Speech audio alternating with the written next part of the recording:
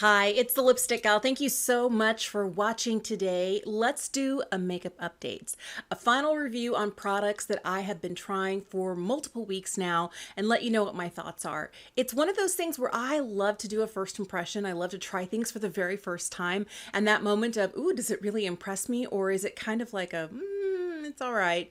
And then to see after that, does my opinion change? Sometimes it stays the same and sometimes things are completely different. And I think it's really important to know how things wear after I've really had a chance to put it through its paces. I have an entire playlist of makeup updates. If you want to see it, I will list that playlist for you in the description box below. Just go ahead and expand that portion and you'll find it there. All right, let me start with a couple of things that I don't have in front of me because they're in my bathroom. First one is a fragrance. It's a fragrance I got a purse spray of. It's by Maison Margiela. It's from the Replica line. It's called Never Ending Summer. And it is a lovely, very citrus forward fragrance that I have been loving. Now, I'm not a perfume person. There are definitely other people here on the platform who are going to be much better at describing things to you. But what I love about it is the smell of kind of like summer and orange. I love the smell of oranges so much. If you do, you might really like this one. It's really beautiful and I have really been enjoying it. Now, something else that I have that is in my shower right now is from Fenty Skin. It's called their Pre-Show Glow. It's a little tiny bottle of liquid exfoliant. It comes with a little mitt and then you can go and just re-buy the bottle of liquid. It's made such a difference in my skin. It does sometimes when I'm using it. So in the shower, this is the easiest way for me to do it. And it's the best way for me to exfoliate because a lot of the other exfoliating products I have are like exfoliating masks that I have to leave on my face for like 10 or 15 minutes. And this is easy because it happens right in the shower. It's part chemical exfoliation, part physical exfoliation because it comes with like a little mitt that fits over your fingers. And you put a little bit of the Pre-Show Glow on there and you get it wet and then you start to exfoliate your face. So the little mitt is very, very gentle. I feel like it would probably work for most people. I would question it if I had sensitive skin. Now I don't. I have normal skin. My skin does pretty well with, physical as well as chemical exfoliants.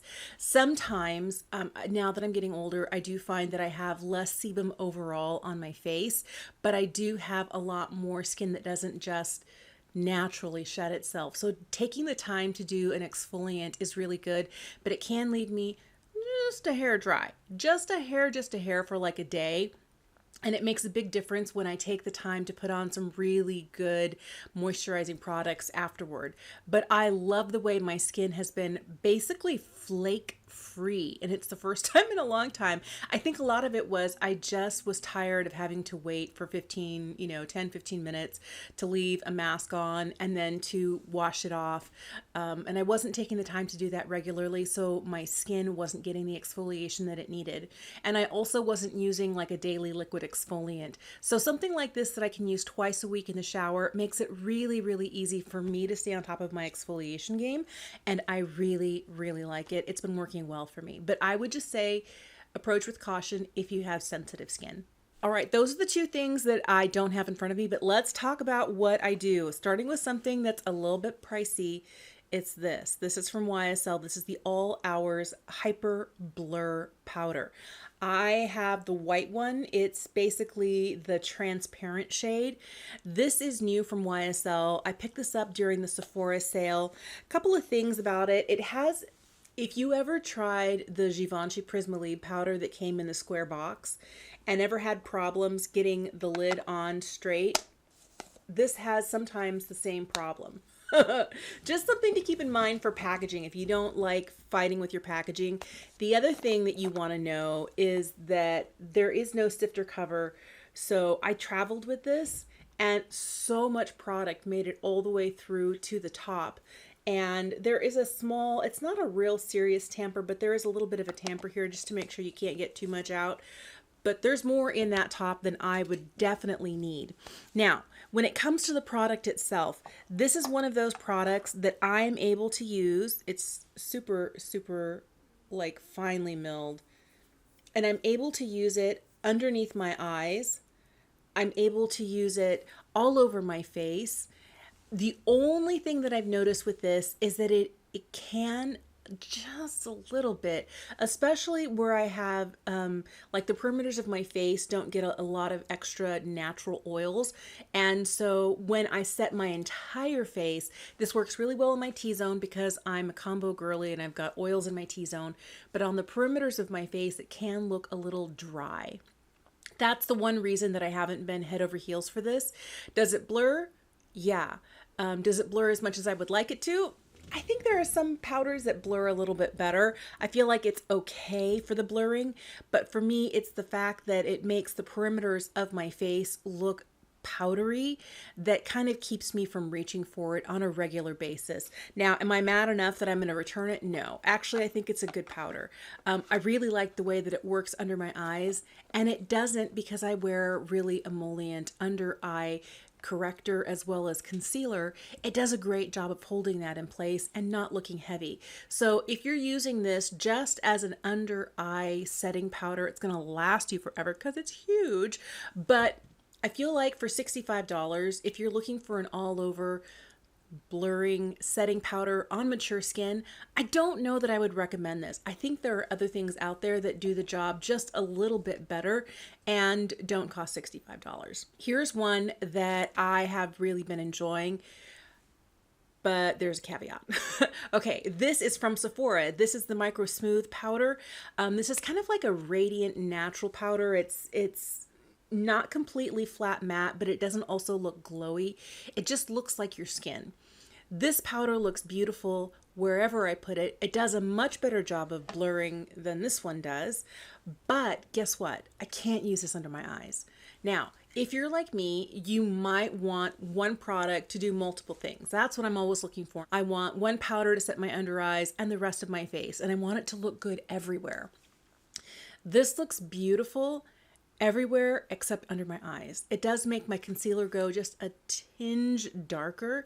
And then on top of that, it makes my under eyes look a little bit more textured. It brings out some of the dryness. And it's not that I have particularly dry under eyes. It just brings out, maybe not dryness, it brings out the texture of the makeup that I have there. So this is not one that I ever use under my eyes. I did it once and I was like, never again. But powder itself is really beautiful. And at that Sephora price point, if you have a dedicated under eye powder and are looking for a powder for the rest of your face, this is really lovely. And I like the price point. I have the shade 15 Fair Neutral. I am kind of curious if the next shade lighter would be a slightly better match. I feel like it's okay, but it sometimes, especially under the eyes, can read a little bit dark. Since I'm not going to be using it under the eyes, I kind of don't care. So I think I'll probably keep using this. I really do like it. But just keep in mind, if you have mature under eyes, that's the one place I would not put it. All right, let's talk some blush. I picked up this new blush from Rare Beauty. This is their matte bouncy blush. I have the shade Happy. One thing I noticed, I was on a trip in April and I took this with me and I really, really fell in love with this blush. The one thing that I missed, and you may not miss it at all, was that there's no mirror. Some people, that doesn't bother them at all, but I normally don't sit here and have my compact open looking at the mirror until I'm traveling. And then it was like, oh wait, I gotta use something else. And I didn't take a dedicated mirror with me. I was only using mirrors inside the compacts that I took with me. What I like about the packaging is that each shade has a different exterior color. So if you have more than one of these, you're going to be able to tell which one it is based on the shade of the exterior packaging. I think that's great. Now, the texture itself, it is, I mean, you can leave a divot in it. I don't like to do that, but it's easy to smooth out. It is a very, very lovely, soft, bouncy formula. The shade Happy here is a really pretty pink shade. It's described as a cool pink. I don't know that I'm saying it's a cool pink. It's more like neutral to me, but it's really, really lovely. It's easy to wear, super easy for me to use. I usually end up grabbing a synthetic brush. I like the BK 106 and I will just tap it in here and then just apply where I want. And not that I needed any more blush because now I have too much, but let's make both sides have too much. You don't have to use a BK brush, but anything that kind of looks like this, that is slightly, you know, a little bit more dense and it's not too wispy, is going to do a great job of applying this blush. I feel like I get the best look out of it when instead of using a sponge, instead of using my fingers, when I use a synthetic brush, just something to keep in mind. But I really have been liking it, and I feel like it gives a really pretty look overall, and it wears a long time. Now, I don't have particularly oily cheeks, so I feel like if someone like my mom, who deals with more natural oils than I do, this might not last as long on her. She tends to go for more powder blushes, but I like that it wears basically all day on me. I'm getting about 10 hours of wear out of it, and I think that's pretty good. And I really do like the formula, and I think it works really well. All right, here's something that I have been liking, but I haven't been loving. And for $85, I want to be head over heels. Like, I don't want to reach for anything else.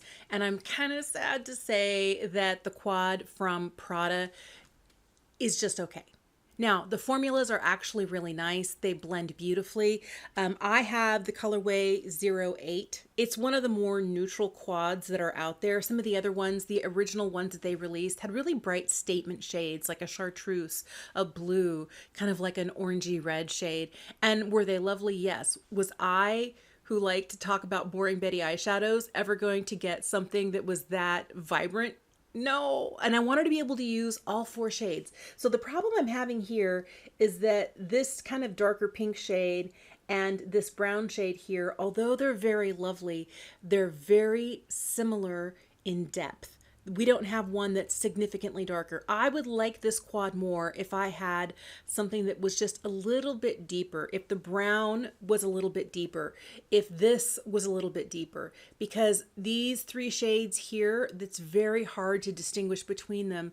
They kind of run into each other and build a very seamless eye look to a certain degree, but this also is kind of mid-tone. Everything in here is very mid-tone, especially on my skin. And although it does build a beautiful look, it only builds one beautiful look. I can sometimes use like one shade alone. Like sometimes I'll use just the brown, or sometimes I'll use the center shade here. And either way, if I'm using multiple shades, one shade, it always turns out looking nice. But for $85, I want to be wowed. Now, the formula wears really well. It lasts all day on me. I don't end up with fading. I don't end up with creasing. Like all the things that you would expect from a quality formula, I like. It blends easy. It doesn't sit down and grab in one area. And I like the way that it wears and that it blends, but I feel like the color choice is not perfect. And it could be that I picked the wrong one for me. Maybe I should have gone with a different one. I feel like there should be a little bit more change in depth tonally between this shade and this shade. I feel like these shades are close-ish enough that I need a little bit more so that I can have more options when I'm building a look. I do like that she's refillable. I think that's great. I do like the packaging. I like a lot about it, but I don't love it.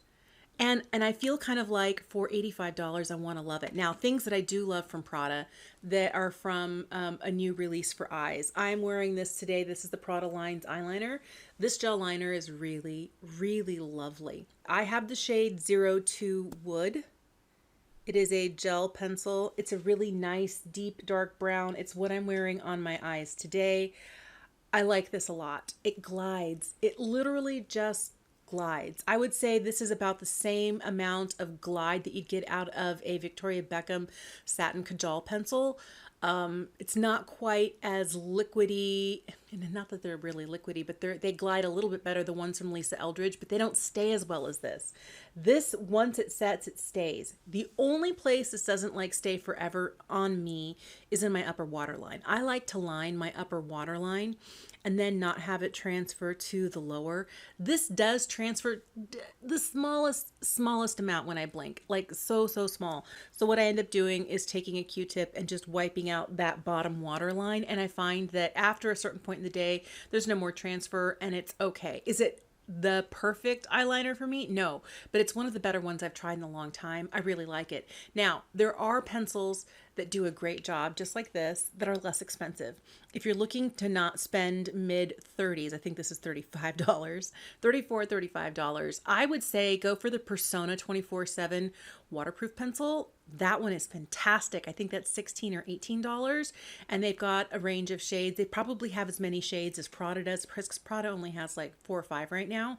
But I really like this pencil, and if you're looking for a luxury eyeliner, this one glides beautifully, doesn't tug, stays really well above the lash line, and does a pretty good job of staying in my upper waterline throughout the day without too much transfer to the lower.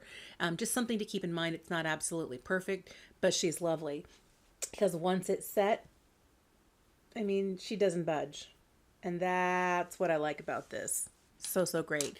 Now, here's something that I like, but I also have a problem with, and I'm wearing it today, but I keep wearing it because I like it so much, and it's the Prada Scope Mascara. So this new mascara from Prada is a lifting and lengthening sort of mascara. It has a really interesting wand where it only has bristles on one side. And I find that really interesting. It's really great for grabbing and lifting the lash and for depositing product on there. I do feel like I get a much, I'm going to look up so you can see it. I'm going to look a little crazy here, where I do get some really nice length out of this. Here's where I tell you I have really short, straight, downward pointing lashes. I have to give my lashes a curl, and then I have to go through and really, really help to push them up so they don't end up just going, wah. Now, I didn't spend as much time as I normally do on my lashes today, but I love this mascara. I like the way that it lengthens. I feel like I get some really nice length out of it all the way out here. I also really like the way that it lifts my lashes. I get more lift out of this than a traditional mascara. Now, the one thing that's not great about this is that I cannot wear this on my bottom lashes. I don't have problems with this transferring like to dots up on top of my eyelid. Sometimes if you've got really long lashes and your lashes touch, sometimes you'll get some transfer. I don't have that problem with this, but I do have that problem on the lower lashes because when they touch down here, because I do wear a hydrating under eye cream, I wear a hydrating concealer. I do set it very lightly with powder. It does mix with the hydrating products underneath my eyes, and I do get some raccooning. So if you don't wear a lot of hydration under your eyes, you'd probably do great with this. I wish I could use this on both my upper and lower lashes, but it's not that hard for me to reach for a tubing mascara and throw that on the bottom lash. Truth is, I do like this mascara enough that I am not going to get rid of it. Will I buy it again? Probably not. First of all, we're talking mid 30s. I like it, but if I could use it on my upper and my lower lashes, I might buy it again. That's how much I like it.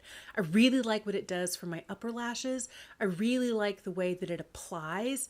I like the brush. I like so many things about this. It's just the fact that I can't use it on my lower lashes without looking like, you know, a panda or a raccoon, that I'm just like, no, that's why I wouldn't purchase it again. But if you don't have the same concerns about hydration under the eyes that I do, or you set or you bake with powder so you know that nothing is going to like break through, this might be perfect for you. I really have been enjoying it. Another mascara that I've really been liking a lot is the new one from Lancome. This is a travel size of the Idol, Flutter Extensions. This one also has a small wand on it. This wand is the same all the way around, but it has the tiniest bristles that really grab the lash and apply. Now, this is not giving volume, this is giving length. That's what both of these do. I feel like what's great about this is when I'm putting it on, it really fans out my lashes. It really separates them and lengthens them in a way. This I get just a touch more volume with, where this is just length for days. This can go on my upper and my lower lashes. That's why I like this. This is actually, I started out with a sample and I liked it so much, I actually picked this up myself. And I could see myself continuing to repurchase this. I have always loved Lancome mascaras. I feel like they do a really great job in the mascara department. And this new edition, this Idol Extension Flutter, is absolutely beautiful if you are looking for something that's long and lifted and separated without being too dramatic. I feel like you're definitely going to get it from this. Let's talk about a couple of concealers that I've been trying recently. Here's the new one from Estee Lauder. This right here is the Double Wear Stay in Place Concealer. Um, I've been liking this one a lot. It has a really large doe foot, but it does a really good job of applying concealer where I need it. I wear the lightest shade in 0.5N, so it's a neutral shade. But this really gives a lot of coverage. I really like the coverage that I get from this. I really like the way that it blends out. This wears really well underneath my eye. Now, one concern that I've had in the past, I know that this was kind of like a reformulation for Estee Lauder of their Double Wear Stay in Place concealer. The old version of this always made my under eye look more textured, made my under eye look dry, made my under eye look older. And that is not what I want. I don't get that from this. I do have the other more hydrating version of the Estee Lauder concealer, which I do like, but I prefer this one, which is really surprising to me because I normally go for a more radiant, hydrated concealer under the eye.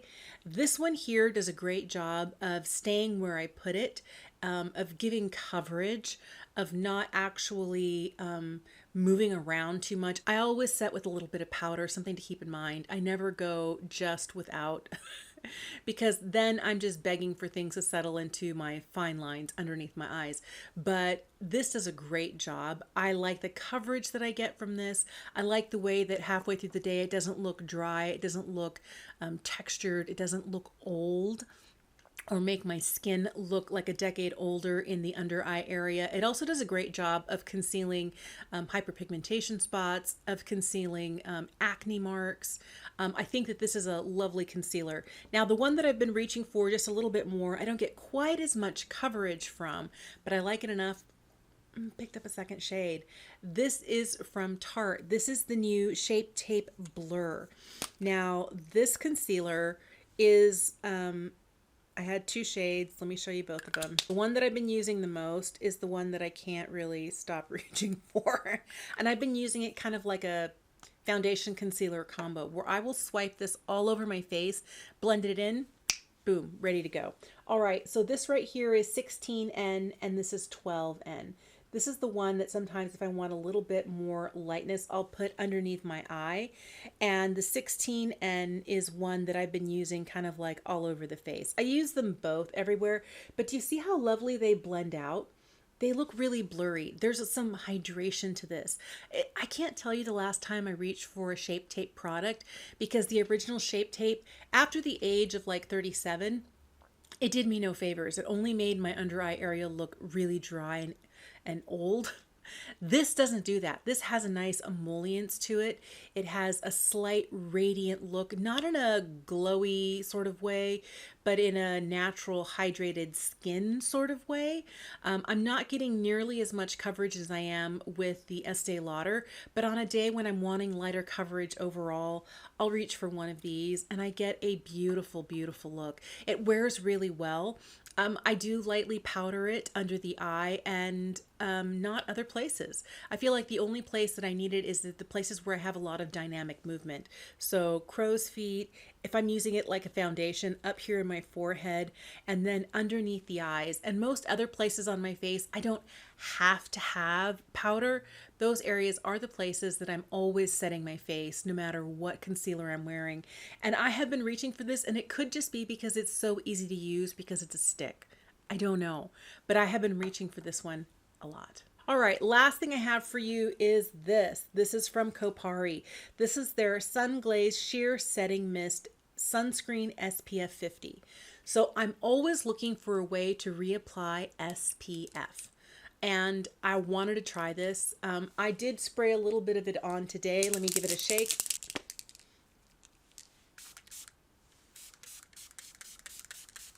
It has a slight chemical smell to it, something to keep in mind, but it does bring a glow to the face. I like that, but not everybody is going to like that. There is a level of a little bit of hydration that I'm getting here. I don't feel like this is a stay in place sort of setting spray. I feel like this is more than SPF setting spray. I have noticed I am starting to have some problems where I'm spraying and it's not a complete perfect mist everywhere. As I'm spraying my face, I can feel like there's one spot where it's not coming through. So I may have to go through and clean the nozzle here. That might help this. But I do like knowing that, you know, partway through the day, I can throw on some of this and continue to add SPF to my face. I could see myself burning through this now that we're getting into warmer months and I'm spending more time outside. I don't feel like I needed to reapply as much in the winter time when I first picked it up, but now that we are, you know, heading towards Memorial Day and summertime, I definitely feel like me and this Kopari setting mist are going to get along really, really well. Thank you so much for making the time to watch today. I would love to know, have you tried any of these guys? Have you fallen in love with something the same way I did? Did you pay a lot for something and hope for a little bit more? Are you the sort of person who, despite there being a obvious problem with the product for the way you use it, you're still excited to reach for it? Because that's me in this mascara. I don't know why. Despite not being able to use it on my lower lashes, I just can't stop reaching for it. I really like it. Let me know what your thoughts are on any of these products. Thank you again for watching. Have a remarkable day, and I will see you again soon.